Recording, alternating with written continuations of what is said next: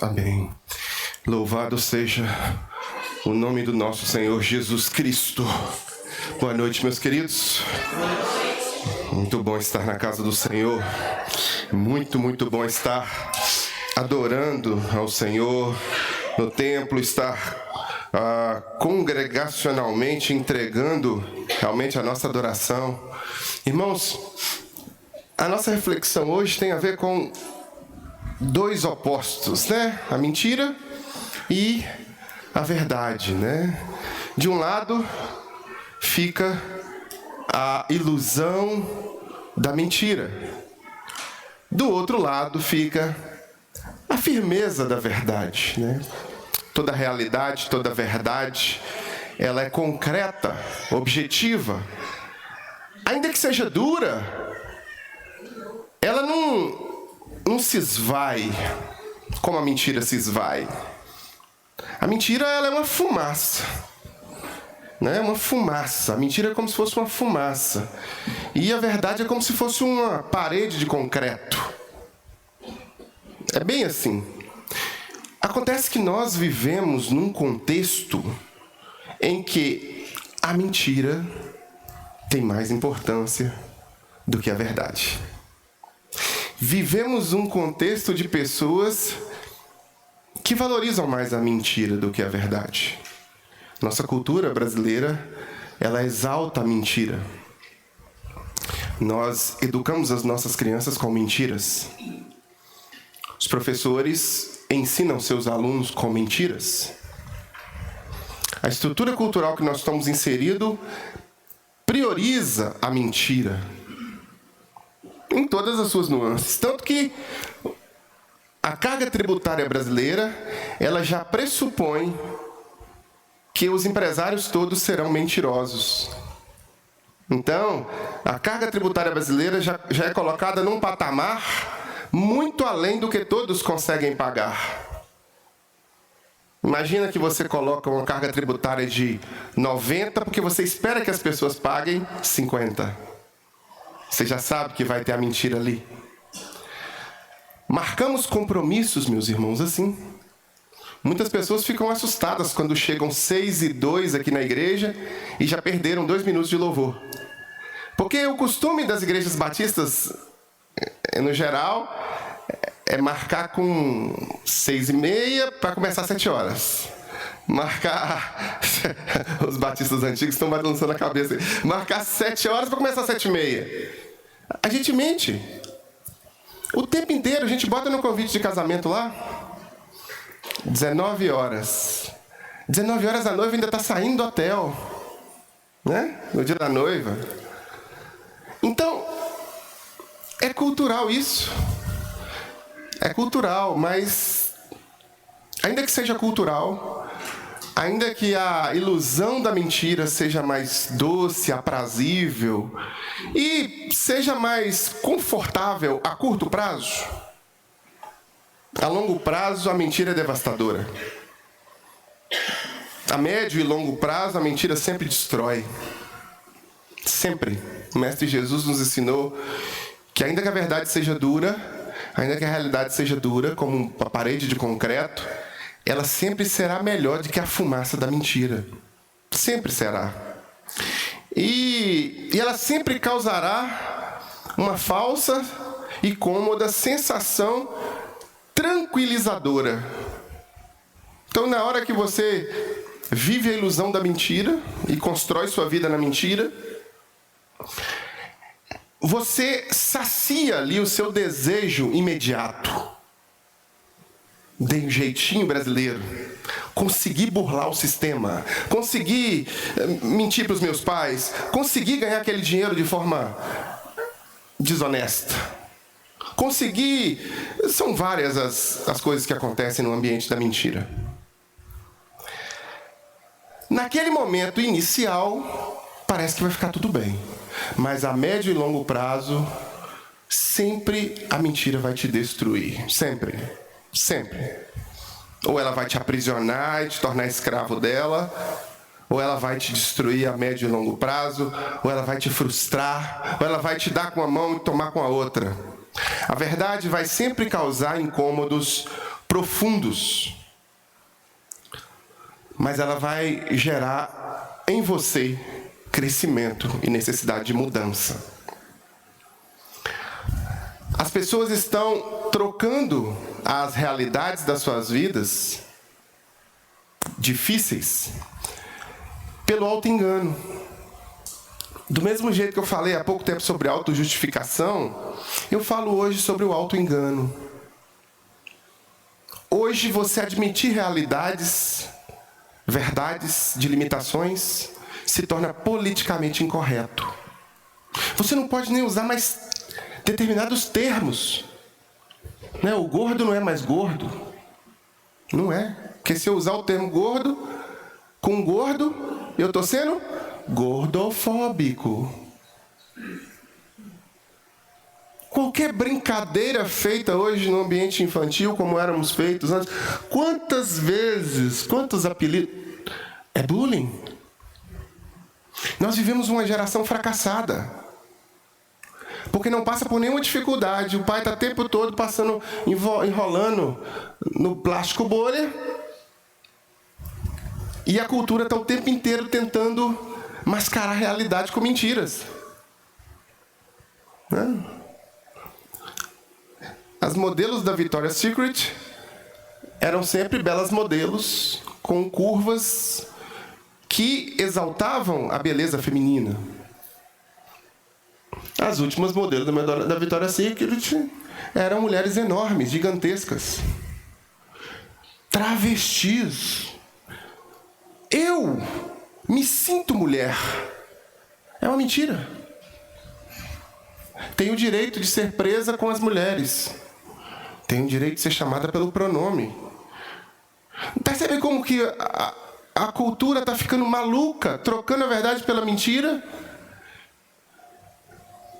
O tempo inteiro. E alguém que diz a verdade sempre vai ficar, de certa forma, marginalizado. No seu trabalho vai ser assim, na sua escola vai ser assim. Então, viver a ilusão da mentira vai ser sempre agradável aos corações enganosos que nos cercam. A curto prazo, como eu falei, ela vai ser prazerosa, mas a médio e longo prazo sempre ela vai destruir.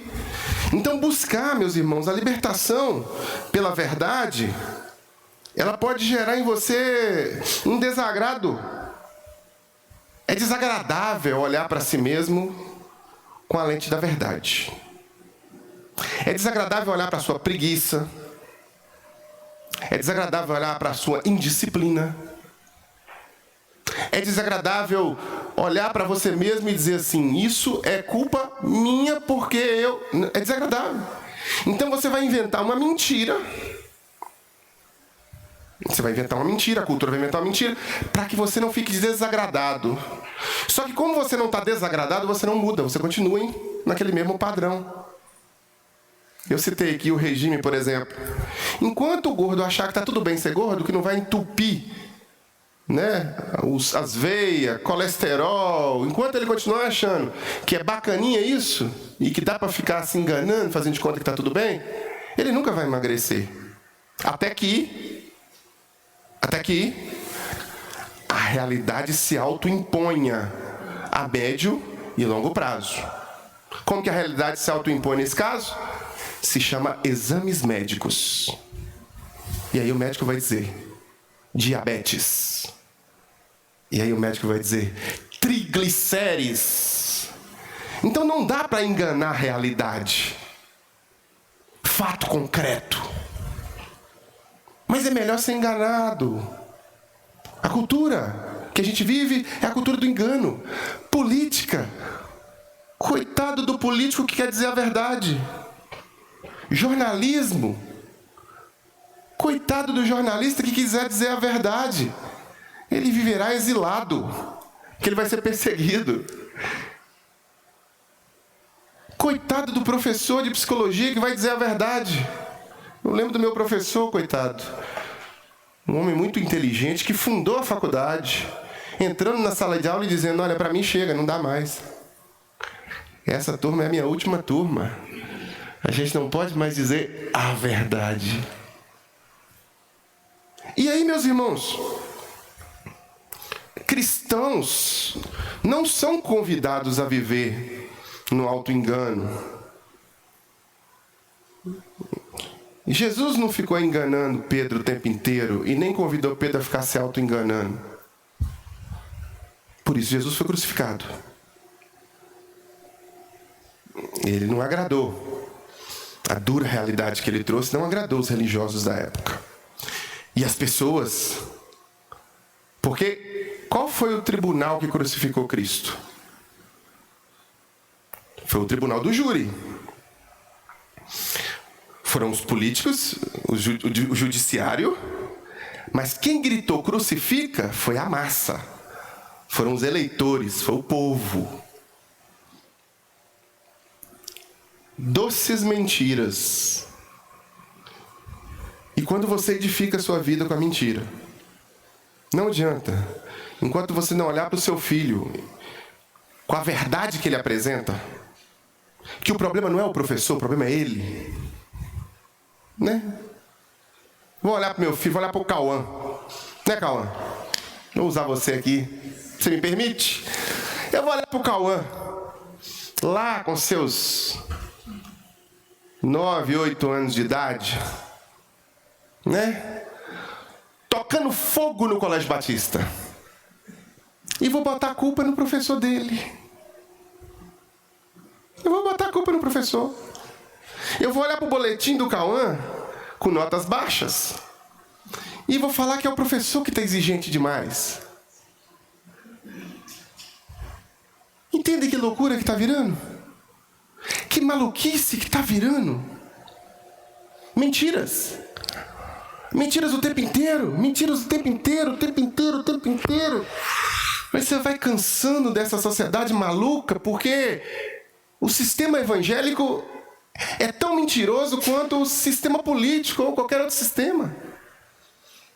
São as mesmas coisas, são as mesmas mentiras, é as mesmas falsas promessas, é a mesma falta de compromisso com Deus de verdade. E aí você apresenta Mamon, aí você chega com Mamon aqui e fala: Mamon está exigindo de vocês grana. As pessoas derramam fortunas adorando Mamon, não Adonai.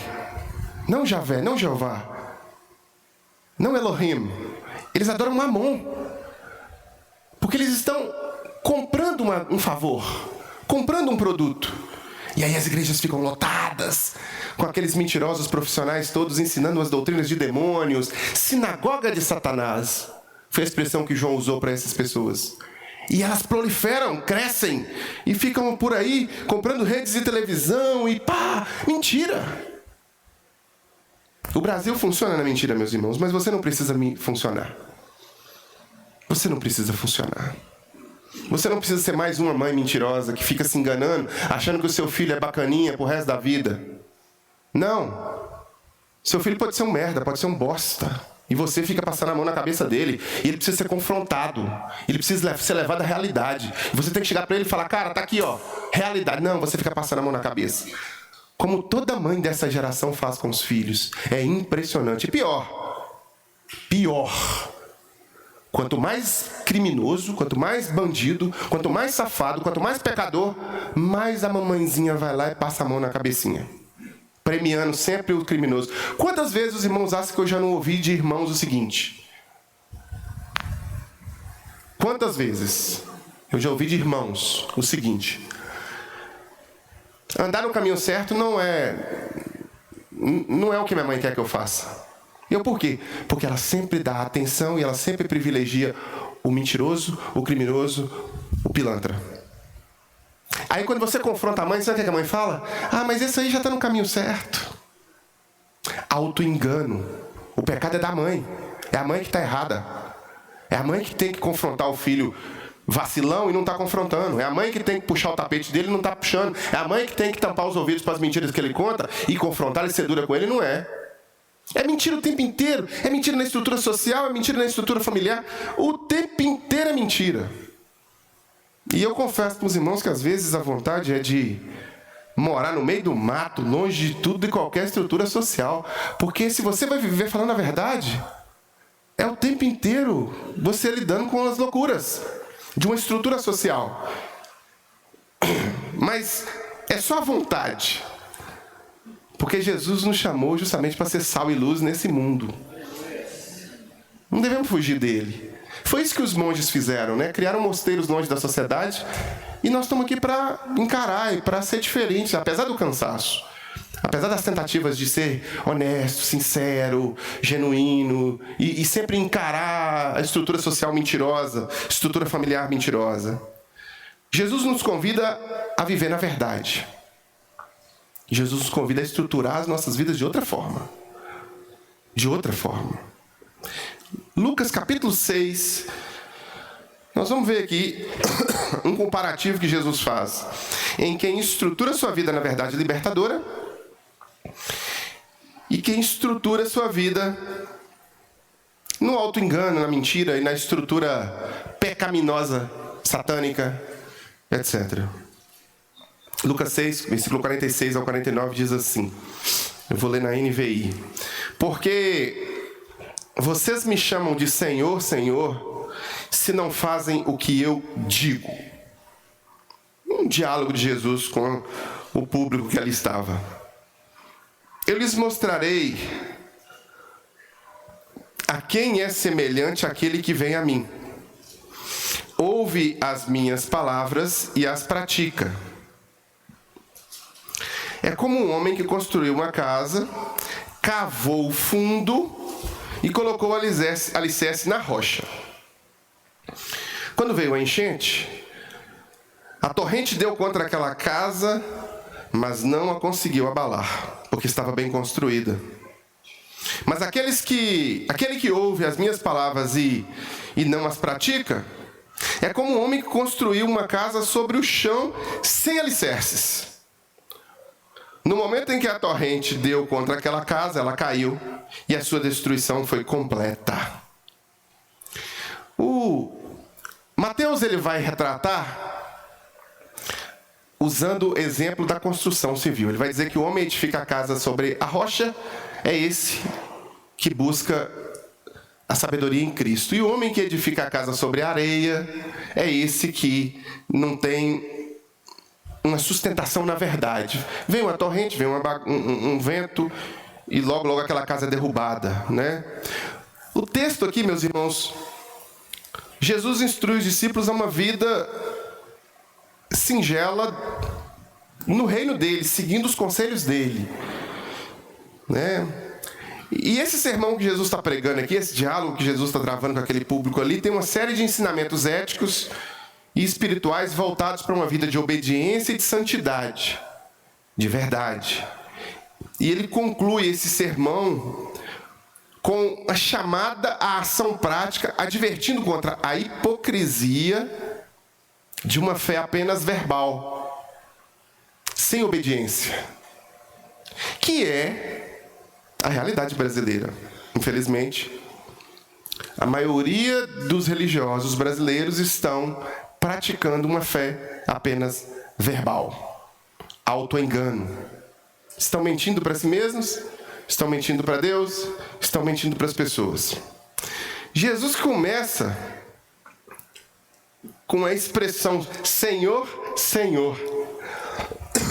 Essa repetição, ela expressa um reconhecimento da autoridade de Jesus, mas não necessariamente um compromisso real com a vontade. Por que vocês me chamam de Senhor, Senhor, se vocês não fazem o que eu mando? Mateus vai usar a expressão mando. Se vocês não fazem o que eu digo, Lucas vai usar a expressão digo. Aqui Jesus está dando um chacoalhado, né? Por que você usa a camisa do Galo se você é cruzeirense? Por que você usa a camisa do Cruzeiro se você é atleticano? Não faz sentido. Por que você me chama de Senhor? Isso é um contrassenso. Por que você me chama de Senhor se vocês não fazem o que eu mando? Se vocês não me obedecem, né? É uma reflexão que é preciso ser feita. Será que eu estou mentindo para mim mesmo? Fazendo de conta que de fato eu sou um cristão, digo coisas cristãs, mas quando me é exigido ser cristão de verdade, né? Quando me é exigido prática, a prática é outra. Quando me é exigido...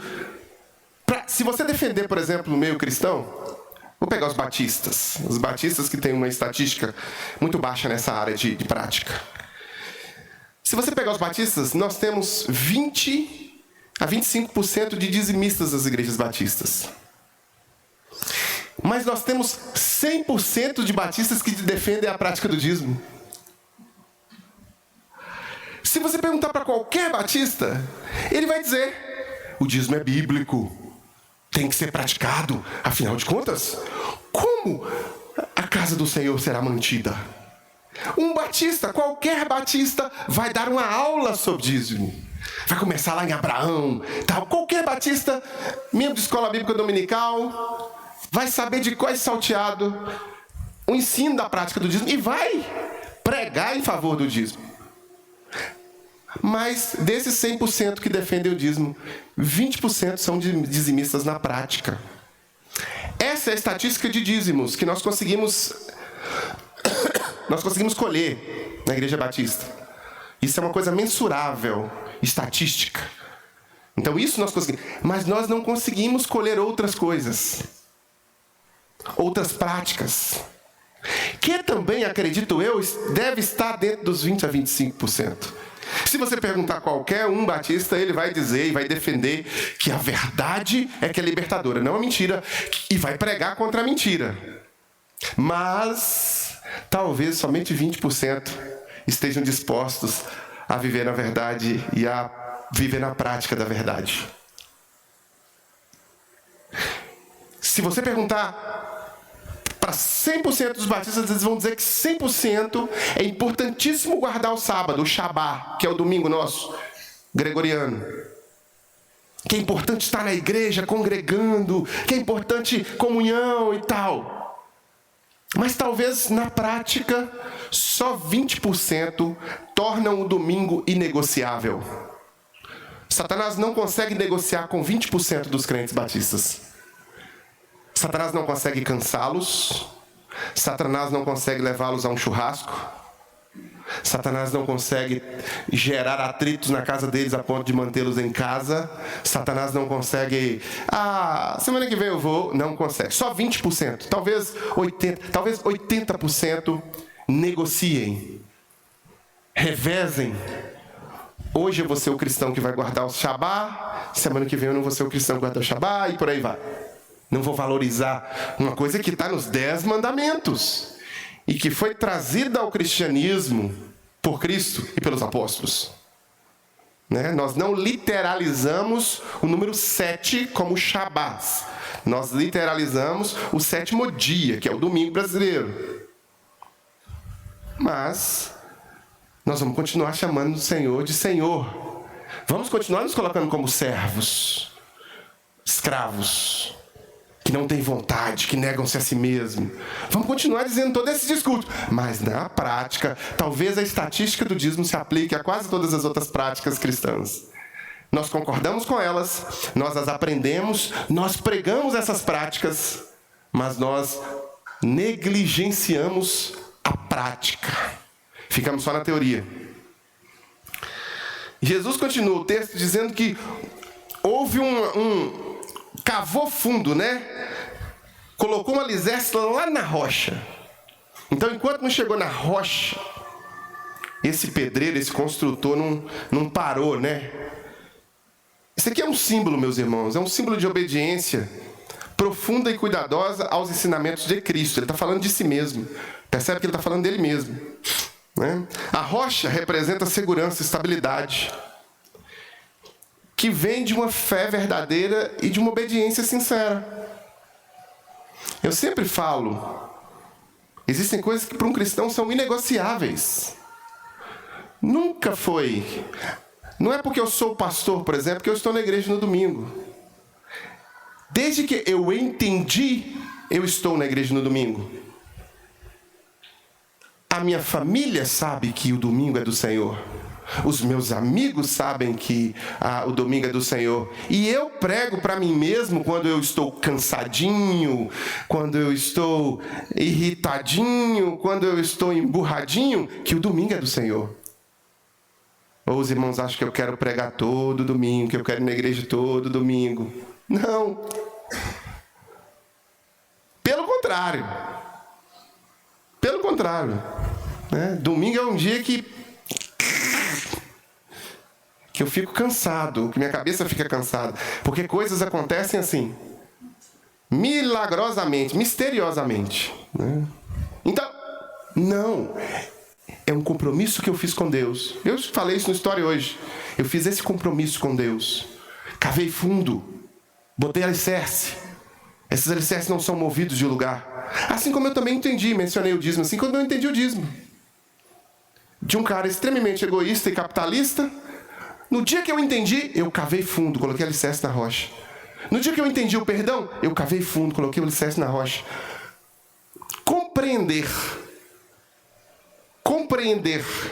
entender, defender aquilo e não praticar. Problema de auto-engano. Problema de viver na mentira.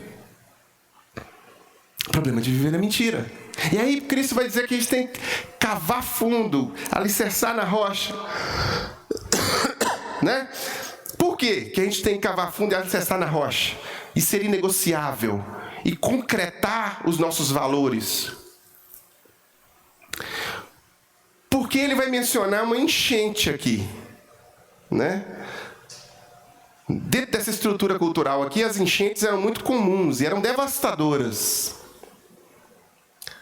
E Cristo quer simbolizar para a gente, né, trazer o símbolo de representatividade das provações, das tribulações, das dificuldades da vida, que vão testar o alicerce espiritual de cada um de nós.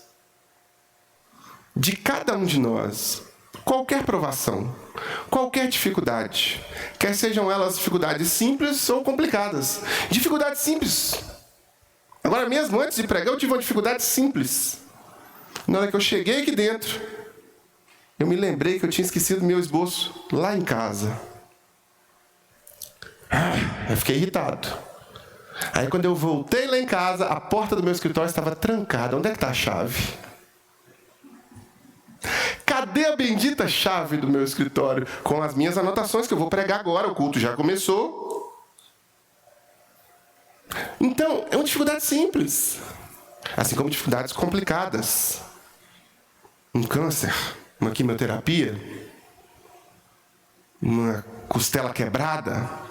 Estou citando as dificuldades complicadas minhas, tá? Estou dando exemplo. Um filho teimoso. Agora não, né, Cauã? Agora tá debaixo da bênção, né, Cauã? Né? Amém. Que permaneça assim, né, Jorge? Então, às vezes, as dificuldades da vida, os problemas, o desemprego, a falta de dinheiro, a falta de perspectiva, a frustração pessoal, a falta de macho. É uma realidade hoje, irmãs. Vamos encarar. Eu sempre vou dizer a verdade para as irmãs, nunca vou enganar. Homem está escasso. Homem. Infelizmente. Homem está escasso. A verdade é essa. Não dá para ficar enganando. Ah, você vai achar seu Isaac. Não, talvez você não ache. Talvez você não ache. Porque se nasce 50 e 50. Dos 50 mulheres que querem casar, você vai ter aqui dos 50 a metade que não quer casar. Essa geração não está querendo casar. Dos homens. Eu escutei um amém lá atrás. Né, Otávio? O amém foi seu, né, meu jovem? Não leve aquele texto de Paulo ao pé da letra. Já falei para o Otávio isso. Porque a perspectiva masculina está mudando, irmãos. O que o homem ganha casando hoje em dia, na cultura? Perceberam? E se a mulher não casa, o que acontece? Problema. A mulher, ela fica com o relógio biológico dela, tic-tac, tic-tac, tic-tac. Se ela quer ser mãe, se ela coloca isso como... Entendeu? O homem não. o homem vai ter paz, vai ter tranquilidade quando chegar em casa. Percebe as realidades como é que estão esquisitas? São tribulações. Como é que a gente consegue? Sabe? São tribulações, são problemas que têm que ser encarados com a verdade. As enchentes estão aí fora. As enchentes estão aí fora. Aí Jesus vai usar uma outra expressão, destruição completa. Destruição completa. É no finalzinho do texto. Olha para você ver. Quase ninguém presta atenção nessa expressão. Aqui tem um quê do porquê usar essa expressão. Claro que a destruição completa, ela é uma destruição progressiva. A casa está construída, vem a enchente e começa a destruir a casa, certo? Aí começa, aquela chuva, e vai, tal. Aí chega uma hora que a casa, é toda derrubada pela enchente. Esse começo é aqui, é o agora. Os problemas vêm, a gente vai perdendo a fé, e a gente vai, sabe, fazendo de conta que é crente sem ser. Senhor, quantas vezes expulsei demônio, quantas vezes fiz isso, aquela mentirada toda. Mas eu queria focar nessa expressão completa. Isso é escatológico, meus irmãos. Representa, de certa forma, o destino daqueles que rejeitam o ensinamento de Cristo, que, em última instância, leva ao fracasso, tanto na vida espiritual, quanto nas dificuldades do dia a dia, quanto no destino eterno.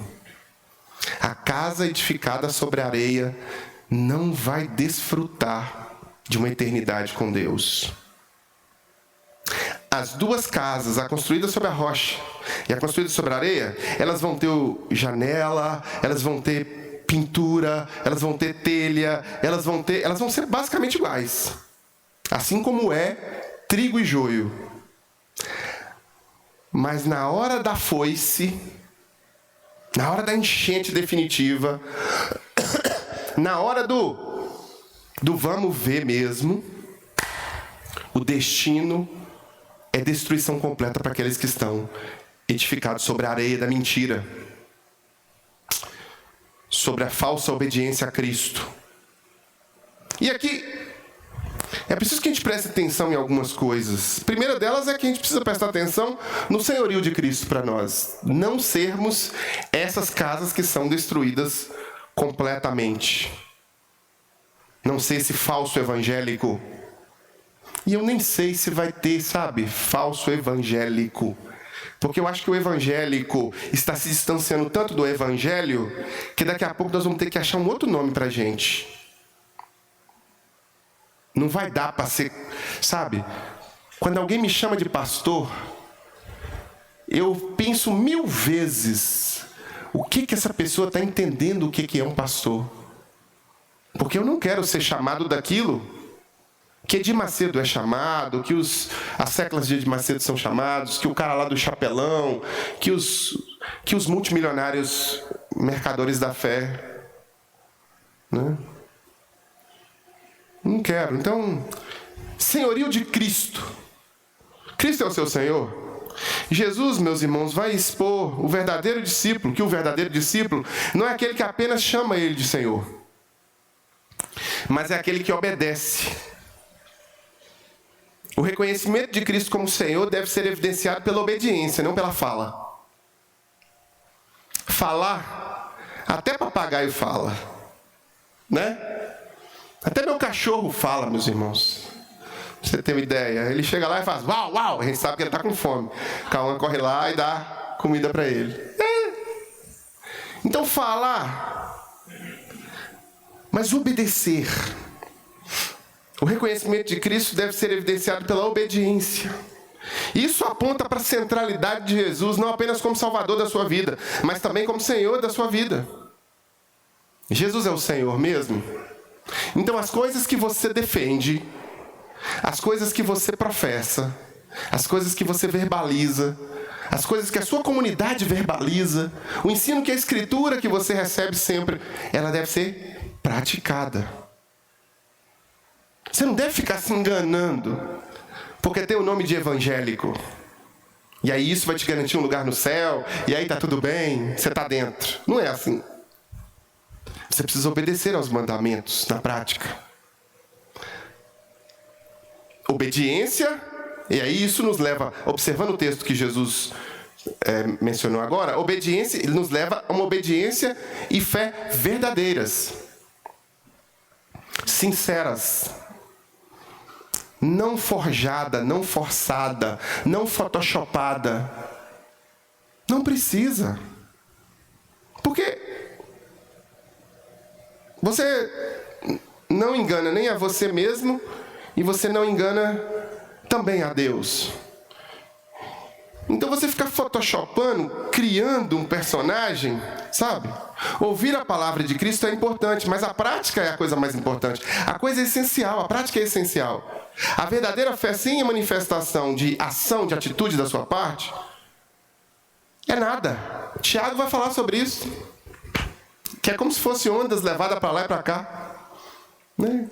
Só ouvinte da palavra e não cumpridor da palavra. Jesus, sendo o alicerce, meus irmãos, ele é a rocha sobre a qual as nossas vidas devem ser construídas, e isso vai aprontar para a necessidade de uma fé ativa, de uma fé transformadora, prática, de comportamento. Jesus não transforma só o que você ouve e fala, Jesus transforma o que você é, o que você faz, suas escolhas pessoais, seu comportamento muda. Então não adianta. Você pode dizer que é cristão, você pode comungar dos valores cristãos, defender o que os cristãos estão defendendo. Mas se na prática você pratica outra coisa, você se engloba dentro daqueles 80% de joio, que defende a ideia, que querem se parecer cristãos, que são bacaninha. E você já viu, não sei se você já viu o joio, mas o joio ele é igualzinho o trigo, igualzinho. Mas quando você bota o joio na mão seco assim, ó, e faz assim, ó, não tem semente nenhuma dentro dele, não dá fruto. Enquanto você pega o trigo e faz isso aqui, ó, inclusive tem até um vídeo na internet de um cara fazendo isso. Dentro do trigo tem, ele sopra e tem aquele tanto de semente, dá fruto. Prático. Obediência e fé verdadeira se dá na medida em que você pratica. Você ouve sobre perdão e começa a entender que é necessário perdoar. Eu lembro, primeira vez que eu ouvi sobre o perdão cristão. Primeira vez que eu ouvi sobre o perdão cristão, eu não conversava com meu pai há alguns anos. E eu recalcitrei contra os aguilhões, eu lutei com aquela realidade. Questionei o pastor. Falei, não, pastor, como assim? O cabra faz coisa errada com a gente tem que passar esse pano? Mas pastor, não sou eu que estou dizendo. Olha o mestre Jesus aqui, quando Pedro questionou ele. Fiquei matutando, fiquei orando, fiquei buscando, sinceramente, com singeleza e sinceridade de coração. Um coração machucado, um coração ofendido, mas que estava buscando sinceramente na palavra. E essa palavra me transformou, me mudou. E o que eu fiz? Perdoei. E mais, pedi perdão por coisas que eu nem tinha feito. Pedi perdão para ter restauração, para ter conserto. E isso aconteceu. Cristão é prática. Cristão é obediência, fé, verdade e prática.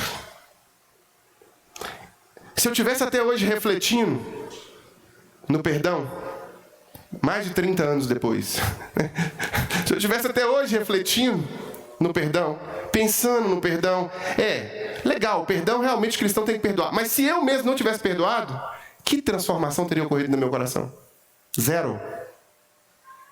E hoje parece que dá para a gente viver nessa ilusão de que o cristianismo é uma fumaça e não uma parede de concreto, de prática. É preciso também ter Cristo como fundamento da nossa vida, porque se a gente não tem Cristo como fundamento, e isso ele evidencia não só no texto que nós lemos, como ele sendo a rocha, mas em vários outros textos, né? A rocha mencionada aqui é uma referência direta a Cristo. Pedro vai falar com os caras que crucificaram Jesus, né? Olhando no olho deles, Pedro aponta o dedo e diz: vocês, os construtores, rejeitaram a rocha, a pedra angular que é Cristo. Então Cristo é um fundamento inabalável. Paulo vai mencionar isso aos Coríntios. Na medida em que Jesus é o centro da sua fé, Ele quem dá estabilidade nos dias de tempestade, nos dias de dificuldade, de tribulação. Sejam dificuldades, tribulações, perseguições, confusões da sua mente, doenças, o que for. Qualquer coisa. Mulher chata, marido picunheiro, marido chato. Tem uns maridos aí que, pelo amor de Deus, viu? Tem hora que eu escuto umas coisas que eu fico assim, gente, que marido mais... Oh, meu Deus do céu. A sorte desse cara é porque é muita mulher e menos homem, porque senão esse aí já tinha rodado. Porque as mulheres aguentam muito, tá? E as mulheres hoje, eu fico vendo, quando alguma fala na internet que está pensando em largar, as outras vão lá e falam assim, olha, aqui fora não tá bom o negócio não, tá? Aqui fora o trem tá muito ruim. Dá um jeito de consertar aí, porque é melhor consertar do que você tentar trocar. Porque se você tentar trocar, vai ser sempre meia dúzia. E, irmãos, Cristo é o fundamento. Cristo é o remédio. Cristo é a solução. Cristo é a esperança. Cristo é o promovedor da paz. Cristo é o promovedor da tranquilidade. Cristo é o que faz as águas se acalmarem. Cristo é o que controla a tempestade. Cristo é o que controla a depressão. Cristo é o que controla a ansiedade. Cristo é a rocha do cristão. Glória a Deus! Mas na prática, lá fora, só vale para 20% de nós. 80% de nós vai esquecer quem Cristo é nos primeiros ventos. Eu estou usando a estatística que eu tenho do dízimo para aplicar a outras áreas da vida. Infelizmente, quando Jesus fala um pequeno rebanho, talvez ele esteja lidando com isso. E aí, se você coloca Cristo como fundamento, de fato é preciso levar a sério. Ele é o fundamento. Ele é a rocha. Ele é a rocha. O texto finalzinho, quando eu mencionei, vai trazer uma ideia de juízo final. Juízo final e vida contemporânea, né? Destruição completa nos dá a ideia de progressão, né? Então, a vida de hoje, ponto 4, Cauã.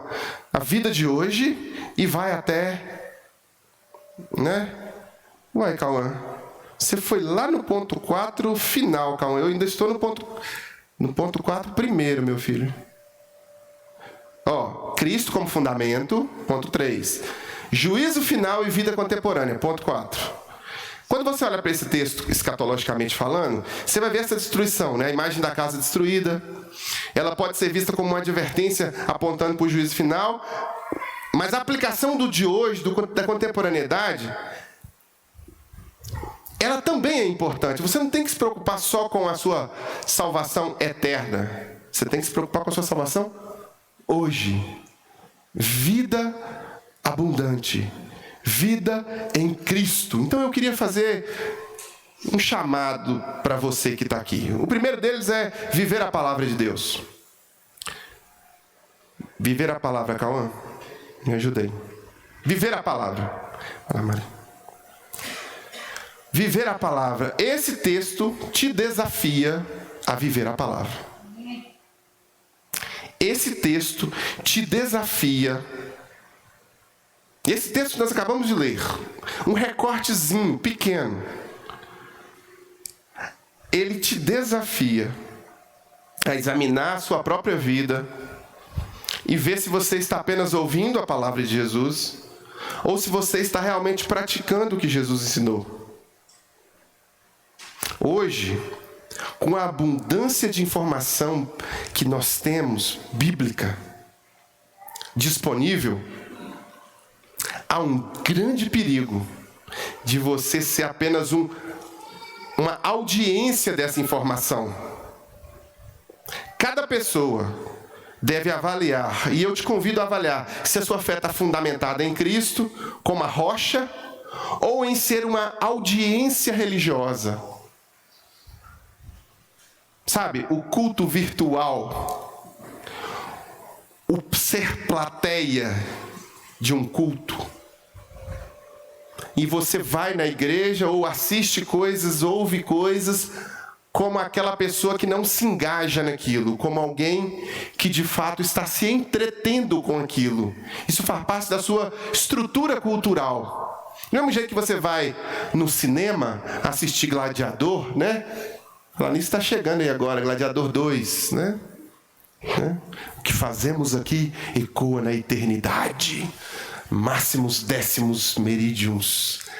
Gladiador 2 agora. Não vai ser com ele não, vai ser com o menino. Ele tá, se você visse a foto dele, você viu a foto dele? Ele tá gordão assim. Ele não tá. Aquela imagem é de 30 anos atrás. Então não dá para ele, não dá para ele mais. Então, viver a palavra. Viver a palavra é engajar naquela mensagem e tornar aquele verbo em carne. O verbo se torna carne. Prático. Viver a palavra. Um segundo apelo que o texto vai trazer para a gente é que nós devemos construir a nossa casa sobre a rocha, sobre Cristo. Hoje as tempestades podem ser muitas, as dificuldades podem ser enormes nas finanças, nas crises familiares, nas doenças, nos desafios emocionais. Quem não tem desafios emocionais? Eu estava conversando com a Raquel e com o Marco esses dias e falei assim, gente, a igreja só tem gente doida. Raquel falou, menos eu. Falei, Raquel, só você que não é. Vocês já viram a Raquel organizando as coisas aqui, né? Então... Aí eu vou ter que dar razão para os produtores de teoria da psicologia, né? Caetano Veloso resumiu numa frase, de perto ninguém é normal. E todo mundo tem problemas, todo mundo tem dificuldades. Todo mundo, só que às vezes alguns de nós acham que somos só nós. Né? Somos só nós. É igual uma pessoa que eu comecei a atender quando eu estava fazendo quimioterapia. Meu cabelo já tinha caído. Então ela me conheceu careca. Ela não sabia que eu tinha cabelo. Ela achou que o meu cabelo, que eu era daquele jeito mesmo. Né? E aí eu comecei a atendê-la virtualmente. E eu atendia toda semana. Né? Só que um dia eu passei muito mal e não consegui atender. Cancelei o atendimento. E aí veio o próximo atendimento. E ela falou, mas o que você tem? E eu, câncer. O quê? Eu tenho câncer, eu tô com câncer, menina. Estou fazendo um tratamento, a quimioterapia me derrubou e não deu para te atender. O quê? Você tem câncer?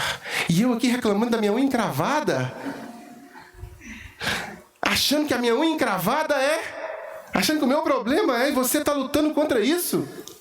Eu estou com vergonha agora. Falei, às vezes é assim mesmo. Os nossos problemas são os piores do mundo, né?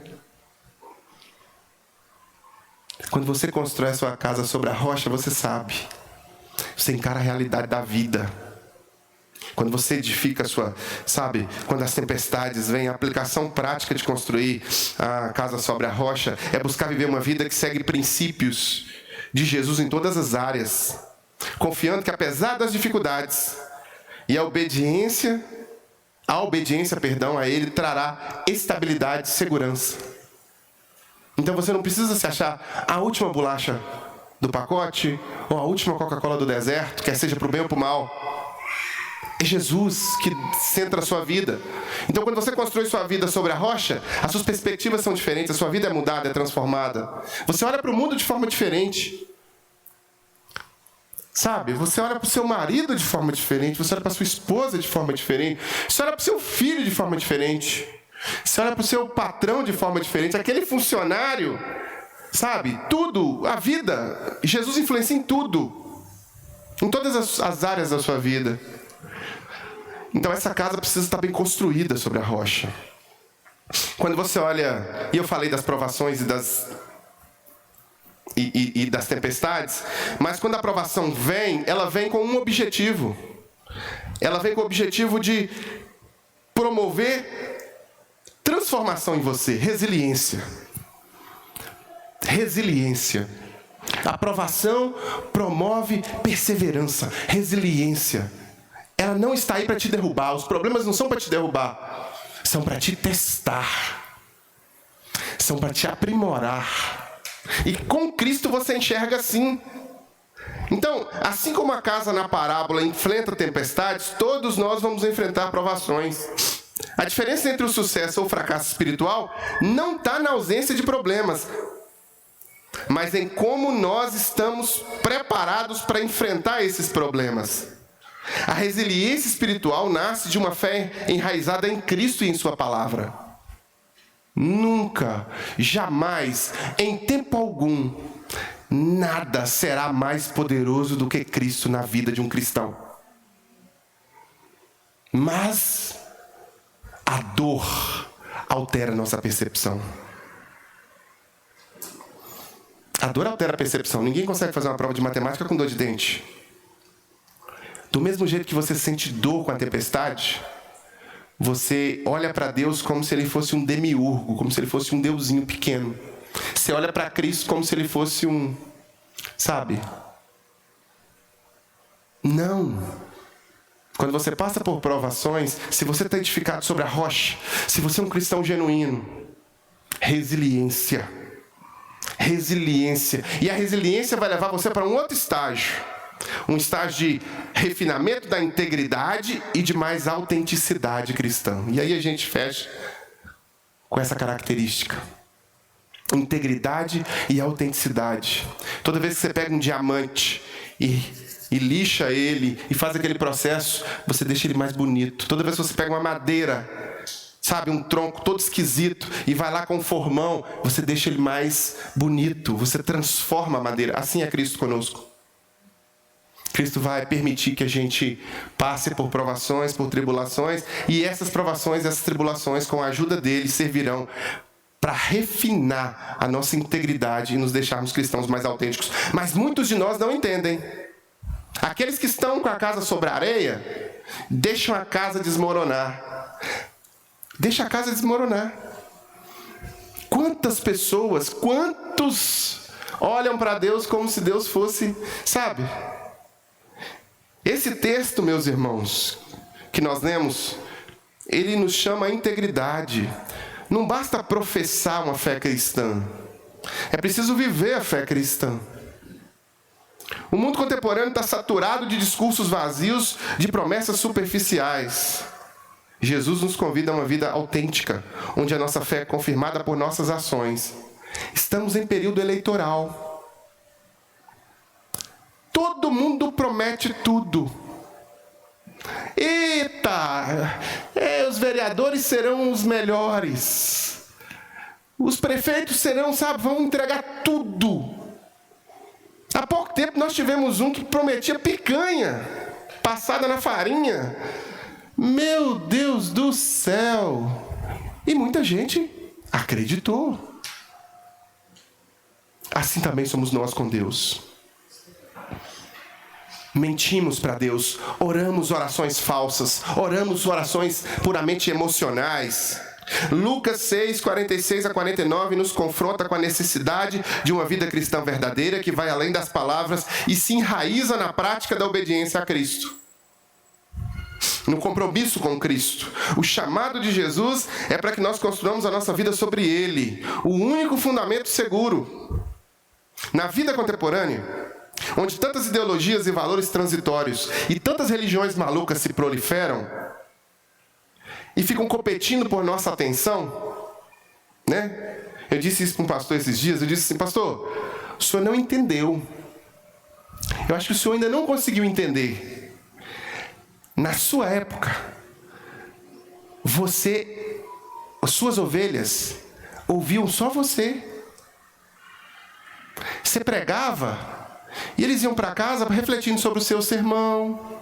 Voltavam no culto de quarta-feira para estudar a doutrina que você está ensinando. Cantavam as músicas que a sua comunidade produzia e aprovava. O mundo mudou, pastor. Você não entendeu.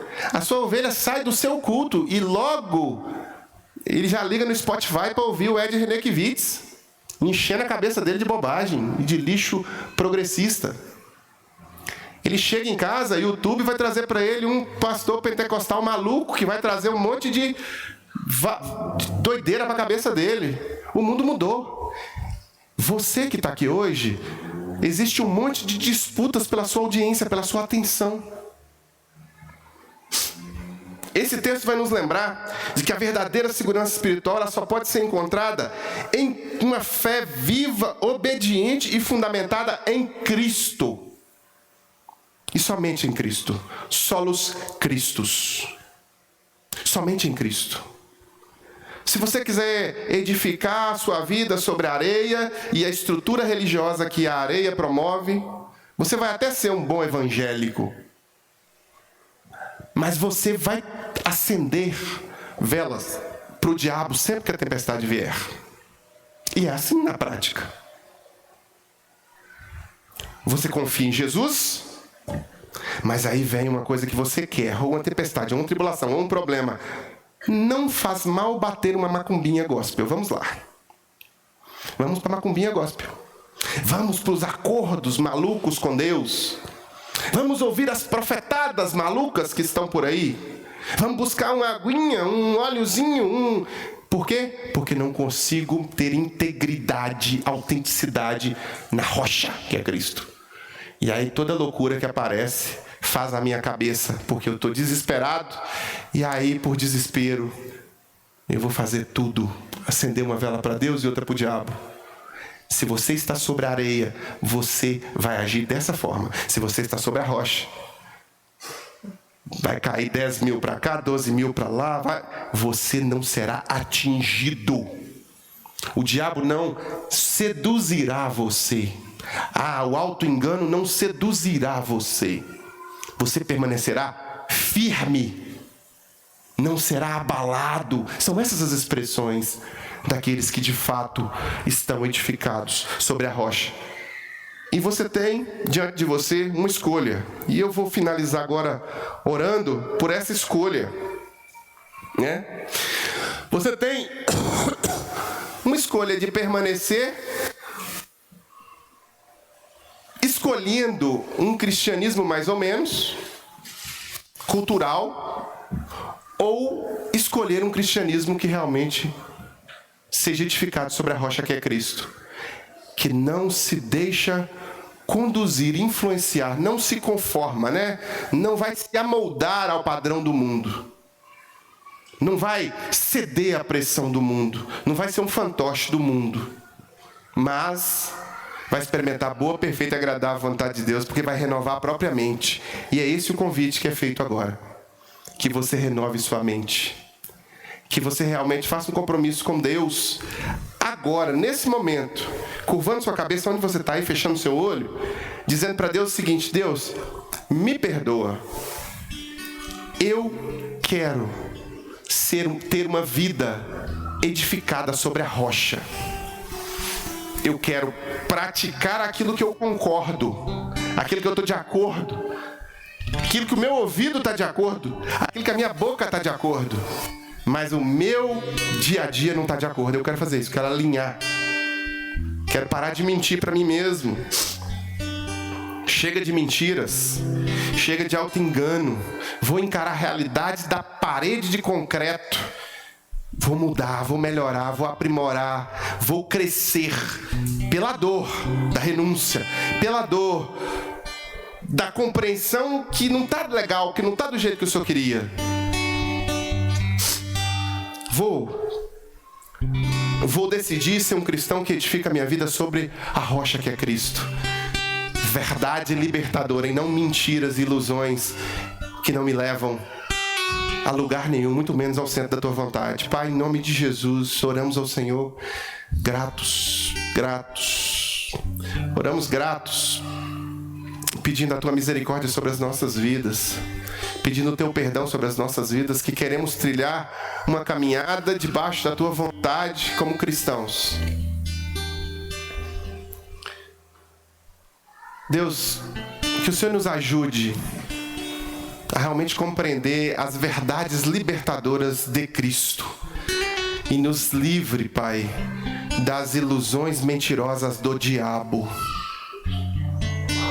Aquelas ilusões mentirosas que são estruturadas ao nosso redor, na cultura que vivemos, muitas vezes na família em que estamos,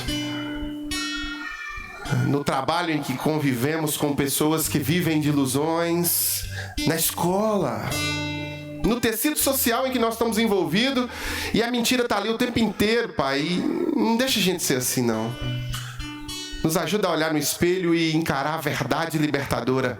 Quem somos, o que deveríamos ser e como poderemos ser em Cristo essa pessoa que deveríamos ser. Que encara a realidade, a verdade de ser alguém que edificou a sua vida sobre a rocha, com integridade, com verdade, buscando a Tua palavra, buscando obedecer ao Senhor, buscando caminhar debaixo da Tua boa, perfeita e agradável vontade. Que assim seja nas nossas vidas e que, pela misericórdia que há abundante no Senhor, nós possamos entender esse chamado de Jesus à nossa autenticidade cristã. E que possamos ser assim. Que quando vierem as tempestades da vida, essa nossa autenticidade cristã nos ajude a nos mantermos firmes, fiéis, inabaláveis, praticantes do Evangelho que cremos, com os nossos ouvidos e com as nossas bocas. Que assim seja como um todo. Que não só os nossos ouvidos ouçam a palavra, que não só as nossas bocas se abram para dizer amém e concordar com essa palavra, mas que a nossa prática do dia a dia seja alinhado com essa palavra. Que cavemos fundo para tocar a rocha e edificar a nossa vida sobre ela, em nome de Jesus. Amém, amém, amém. Meus irmãos, agora passamos ao momento que fazemos de pedido de oração. Enquanto cantamos uma música, convido você a trazer o seu pedido de oração aqui à frente. Na sua frente tem um papel e uma caneta. Nesse papel e nessa caneta tem o objetivo de você preencher e fazer o seu pedido de oração. Se tiver tomado uma decisão e quiser oração por essa decisão, você pode colocar aí, está escrito também cartão de compromisso. Você que nos acompanha pela internet agora, que Deus te abençoe, que Deus seja com você.